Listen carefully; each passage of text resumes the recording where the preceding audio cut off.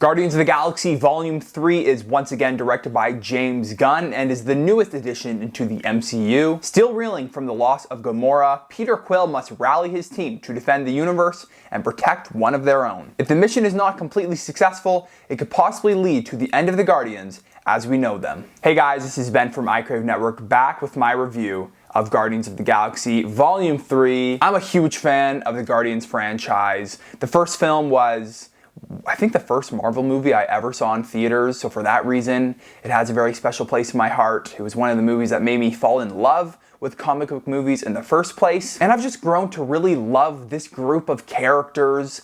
They have such a unique place within the MCU, and I love every single one of these characters. I've loved all the adventures that we've seen them go on. So I was very excited for this film. Very, very excited to see how it was all going to get wrapped up, how their story was going to come to an end. And James Gunn delivered. This movie is phenomenal.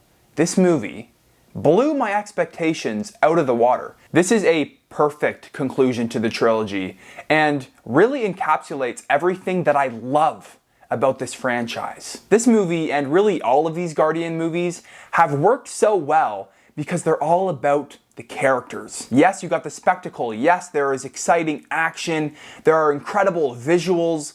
But James Gunn makes us fall in love with these characters and infuses so much heart. And this one in particular is all about the characters. Each character that we've come to love is given a part to play. They're given a role, they're integral to the story, and they're also each given a satisfying arc and conclusion to their story. They're all given a chance to shine. They each have their moments, and I love that. I love every single member of the Guardians, which is really a testament to how well fleshed out all of these characters are and how James Gunn has taken all of these characters and brought them on a journey throughout these three films. And you really feel that in this movie. You really feel how these characters have changed, how these characters have evolved over these films. Now, of course, as the marketing promised, this film focuses a lot on the character of Rocket and his origins. I thought it was handled very well, and the exploration of his backstory felt like a natural direction for this franchise and a fitting story to explore within this final chapter. It's very emotional and heavy and dark, but it feels like we've been building up to this, and it feels like now is the time to tell this story. It explores a lot of themes of love and acceptance, of self-acceptance, and of course, the family that you can find through the people around you. And I thought it was beautiful, honestly. Now, while this film does tackle some heavy subjects, it's still very funny. It's still very Guardians. It's got that classic James Gunn humor that we've come to love. And especially in this one, I thought the hit rate for the jokes was even higher than normal for Gunn. The jokes were tasteful, they were well placed, and they didn't feel forced. This is an example of when MCU humor works and is effective. And the action here was amongst the best action I've seen in the MCU. James Gunn continues to improve his directorial chops and fills the action sequences with creative camera movements and lively direction. It's really refreshing to see someone with a true vision behind the camera after some recent MCU films that felt a little stale when it comes to their craft. There's one action sequence in particular that's set to No Sleep Till Brooklyn, and it was so good. It was so good. One of the best action sequences I've seen in the MCU.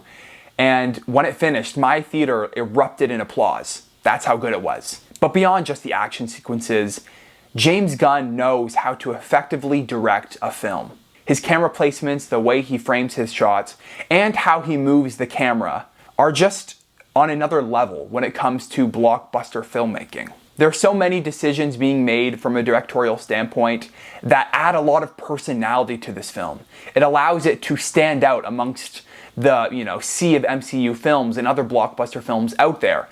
And that was just really refreshing to see. Overall, this film balances humor, heart, character development, emotion, and action incredibly well, which allows it for it to be exciting and satisfying, but also very touching and emotional. Each scene felt purposeful and intentional and did something to progress the story. Oh, I should also talk about the High Evolutionary, which is our villain in this film. The best thing I can say about him is that he's very easy to hate. He does a lot in this movie that makes you hate hate him and want to see him defeated. I also liked how he was very much tied to the Guardians and to the story of Rocket, which made him feel like a fitting villain to have in this final installment. Now, he isn't given a lot to do. He's not the most fleshed out villain you'll see, but I didn't really care. The story isn't really about him. It's about the Guardians, and he serves his purpose within this film. Another new addition to the cast was Will Poulter as Adam Warlock, and I thought he was great. He was a standout to me. Every time he popped up on screen, I really liked him. I thought he was a really likable character, and he added a nice little flair to the movie. Some people were complaining that he felt underutilized and kind of pointless. And yeah, he's not in the movie a lot, but I'm not like I don't know a lot about Adam Warlock. I didn't really have high expectations for Adam Warlock, so I didn't really care that he wasn't in the film a ton. But I think this film was more so setting him up for the future rather than giving him like a really fleshed out story within this film. The rest of the cast is also incredible. Chris Pratt is the best he's ever been as Star-Lord. He is in top form. Dave Bautista was another big standout. He is also the best he's ever been in this movie as Drax. I've just come to love his character more and more with each installment. And Zoe Saldana, Karen Gillan, Bradley Cooper. Everybody does a great job. But yeah, guys, this movie's the real deal. It has finality, it has stakes, it has themes and messages that it explores naturally through the characters. It has everything you want in an MCU movie. And I was so happy and satisfied walking out of the theater. This is one of my favorite MCU films in a while. It's maybe a top 5 MCU film of all time. It's incredible. And I urge you to go see this with a packed theater this weekend. If you're a fan of the Guardians, if you're a fan of the MCU, you're gonna love it. It's incredible how we can go from Ant-Man and the Wasp, Quantumania, to Guardians of the Galaxy Volume 3. The quality difference between those two movies is insane. So yeah, this is one of the best MCU films. Go check it out. I hope you enjoyed this review. If you did, make sure you leave a like and subscribe to the channel so you don't miss any of our future uploads.